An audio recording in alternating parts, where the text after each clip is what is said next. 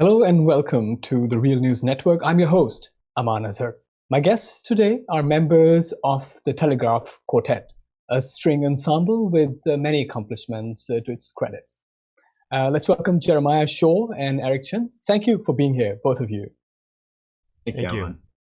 So the premise for today's conversation is Icarus In Flight, the climate data-driven piece of music that Telegraph Quartet has performed. But first thing first, how about you guys introduce yourself to us? Sure. Like I said, we are the Telegraph String Quartet, a string ensemble with two violins, a viola, and a cello. So, of course, it's just two of us today. Me and my good friend and colleague Jeremiah Shaw. Actually, before the quartet started, we were roommates in a different ensemble. But we're now situated in the SF Bay area, all living East Bay, Oakland. We're the resident ensemble at the San Francisco Conservatory of Music, and have been there since is that 2017, Jeremiah? Yeah, we started in the fall of 17. That's when we started our residency, yeah. And so before that, we were kind of just our own community residency in the area. So we've been here since 2013. So. Right. Well, moving on to the Icarus In Flight. So do you find it like a novel approach to conceive music using data, in this case, climate data?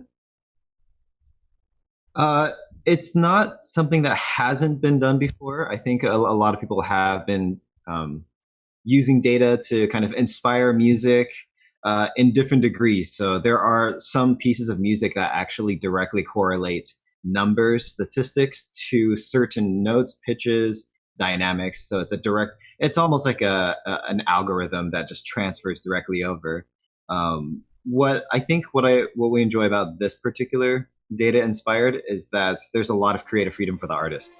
So the scientists over at the Climate Project, they really understand that, well, in order for this to be the most effective, we need to make sure that the artists have the most flexibility to do what they need to. So they present the data and try to give us as much information as they can about what it all means. And then we translate basically the emotion, the expression of that data when things go crazy, the music goes crazy. Now, how it goes crazy, that was completely up to Richard, whatever he wanted to do with it. He was allowed that freedom. Jeremiah, do you have anything to add?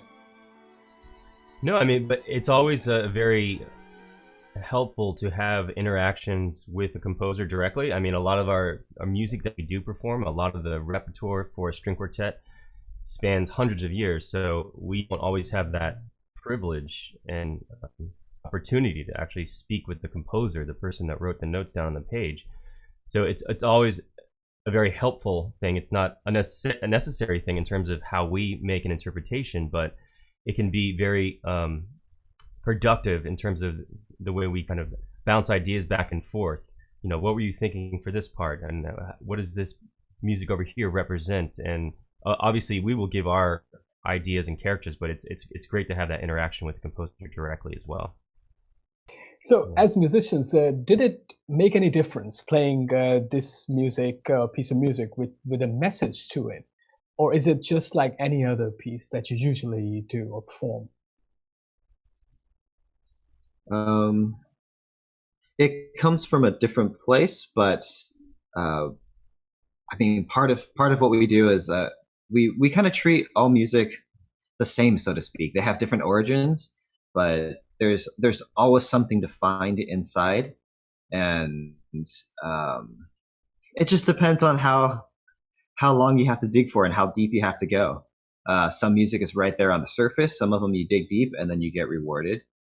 I think in this case, we've played a handful of new music by living composers, and the thing that's in common with all of those processes is there's a huge shift from when we first started alone to when we first have our interaction with the composer. That's when the biggest shift happens, because then instead of us trying to play the music, we're trying to actually express the emotions of the composer and their personality. I did also want to ask, how much of a deep dive did you have to do in terms of understanding the complexity of this piece? Because from what I understand, it's quite a complex thing to have like 2 centuries of data and have it then transformed into a piece of music and then having it performed. Yeah, I mean, I think you could definitely, if we're just looking at the music by itself, you can definitely see how it is progressing in terms of complexity, which I think is an element of the composition that he's using to kind of shine a light or bring awareness to the climate change issues of today. And so I think every time we're performing music or trying to interpret music, we're constantly trying to draw ties to what does it mean? What is the character? What is the emotion? What does it all mean? And, you know, by having it directly connected to this climate change, it helps, it gives us a kickstart into at least what mindset we should be in. And so how does that music represent those things that we're trying to be more aware of? Yeah, and I think that there's a deep dive, and it's still continuing.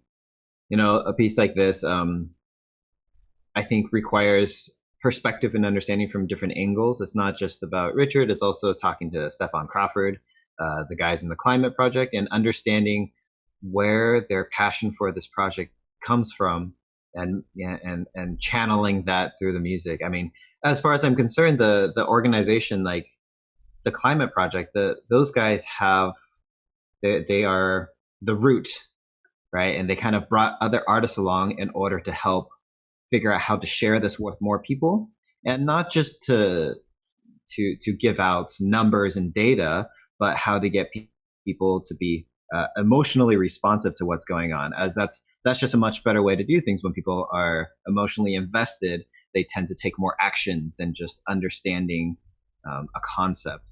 So we have the passion from the organization, and then I think, in my mind, Richard, the composer, organizes that passion into a musical language that he chooses which notes, what rhythms, how to organize it. And as performers, Telegraph Quartet, we have to learn that language, and we have to learn how best to communicate that to the audience so that the maximum amount of people are able to share and understand what it is we're trying to say. And we figure that there are more people that are just understanding of emotions than scientific data. So it seems like a really beautiful symbiotic relationship of how to get people on the same page.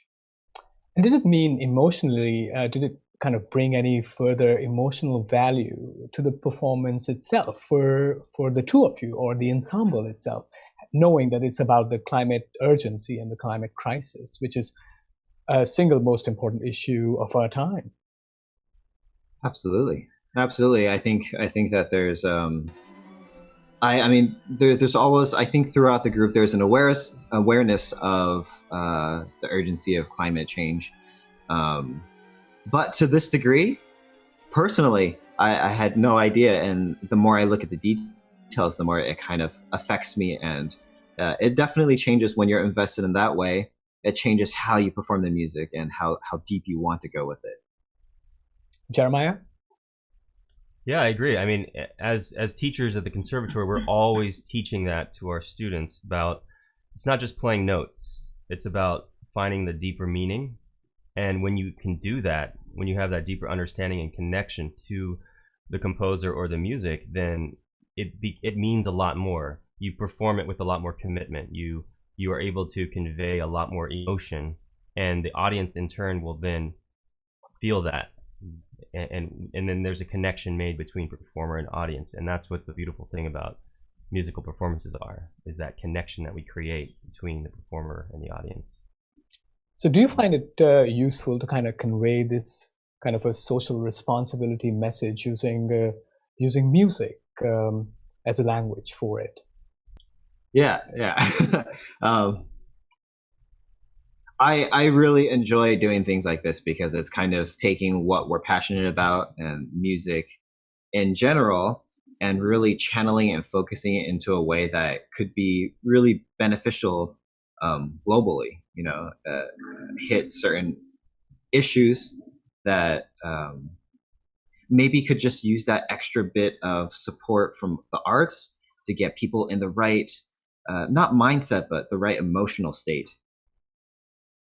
Well, this awareness that a lot of people who are actually on the margins and who are actually bearing the brunt of a climate crisis reside in like global south, outside of the first world, and who actually have no means to kind of listen to something like this. Does that awareness kind of trickle in or mean anything?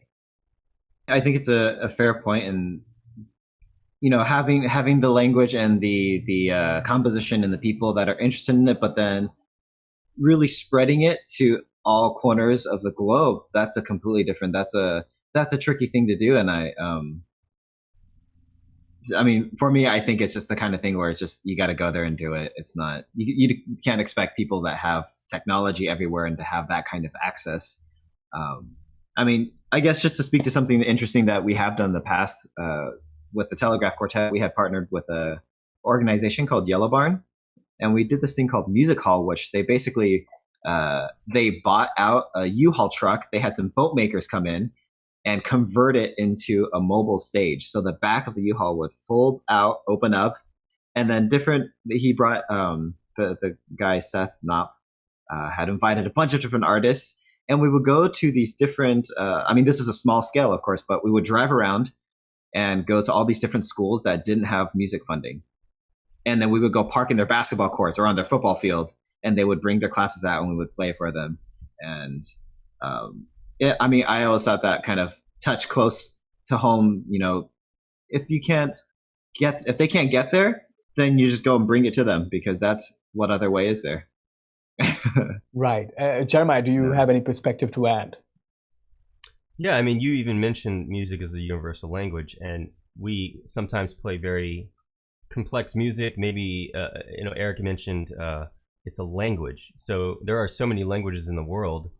You might not understand the language, but you can appreciate the language. And many times you might not understand what the words mean, but you can almost, just by the way they're spoken, can kind of understand in a way if it's angry or happy or sad. You can kind of feel the emotion behind it. So a lot of times when we perform, yes, we might perform for people that don't have any experience. Maybe they've never even heard a string quartet.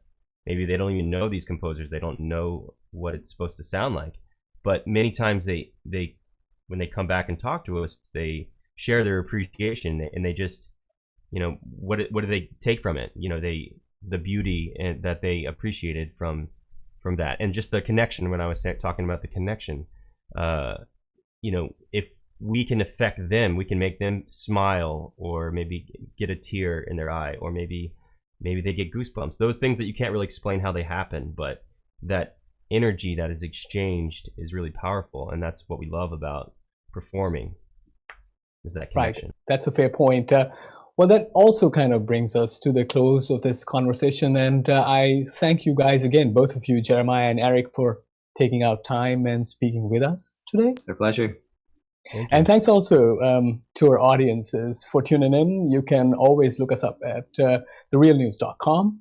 And for myself and the team, it's goodbye for now, and be well.